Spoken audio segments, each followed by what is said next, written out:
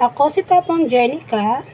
As of 9/26/2025, 3 taon na ako rito.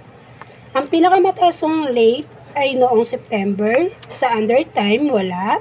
Sa unauthorized absent, wala. Ang highest sales ko ay noong August 2025 with transaction count of 74. Last month bulk order ko ay 4 with total amount of 83,650. Bumaba ang AVR ko last month ng isa. Ang mga AVR ko ay mostly about ni lack of duty. Upang maiwasan ito, gawin ng maaga mga report po.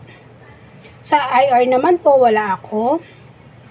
Sa sales demo ko ay may 0 good, 2 passable, 0 fail, 0 needs improvement po.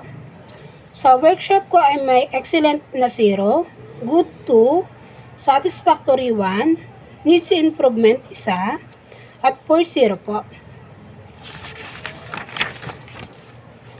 Quiz ko ay 5, good ako sa kids inventory, passable ako sa pen and notebook, poor ako sa wala po.